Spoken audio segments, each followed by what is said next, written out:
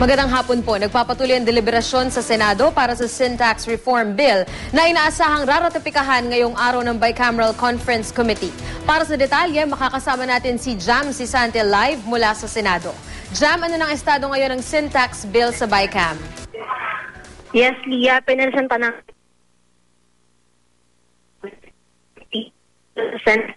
ang Bicameral Conference Committee report tungkol sa Sin Tax Reform Bill. Kanina ay question Joker Arroyo tungkol sa ilang provision doon sa Bicam report. Kabilang na doon yung kawalan daw ng specific allocations doon sa incremental revenue mula sa sin taxes. Sa ilalim ng panukala, 33.96 billion pesos ang inaasahang makukuha mula sa dagdag buwis sa alkohol at sigarilyo sa 2013 na unang taon ng pagpapatupad ng batas. Ilan ng buwis sa mga programa ng papalusog Pagkatapos maratify ito ng Senado at ng Kamara ay inaasahan ng pipirmahan ni Pangulong Aquino itong Sin Tax Reform Bill para maisabatas na to bago ang 2013. Yeah? Jam, sigurado na ba na ngayong araw maipapasa itong panukalang ito? Sinasabi ni Senator Franklin Dizon confident siya o kumpiyan pabor ang karamihan sa mga senador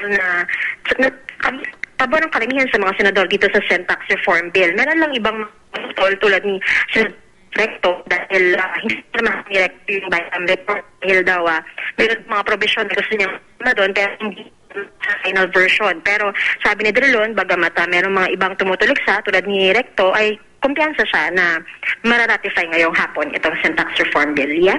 Maraming salamat, Jam Sisante. Layo ng Sin Tax Bill na itaas ang excise tax sa tobacco at alcohol products. Batay sa final version ng Ways and Means Committee ng Senado at Kamara, para sa taong 2013, target ng gobyerno na makalikom ng 33.96 billion pesos mula sa mga buwis na ipapataw sa sigarilyo at alak. 23.4 billion pesos ang manggagaling sa sigarilyo at 10.56 billion naman ang mula sa alkohol. Unti-unting tataas ang buwis kada taon hanggang sa 2017. Ibig sabihin ang dating 30 pesos na presyo ng isang kaha ng sigarilyo magiging 44 pesos at 56 centavos na sa susunod na taon.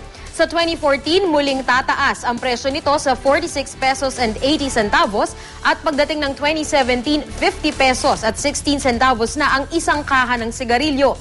Itinakda rin sa panukala ang hatian ng makukolektang buwis. 80% ang mapupunta sa healthcare programs ng bansa at ang iba pang health provisions sa UN Millennium Development Goals. 20% naman ang alokasyon para sa mga medical assistance program ng DOH sa mga distrito at mga probinsya.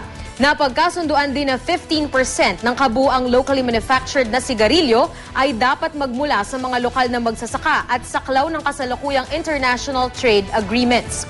Ayon naman sa Malacanang, hindi nalalayo ang napagkasundoang bersyon ng Sin Tax Reform Bill sa panukala ng administrasyon. Mahalaga raw ang pagsasabatas nito lalo't madaragdagan ang pondo sa mga programang pangkalusugan ng gobyerno para sa mamamayang Pilipino.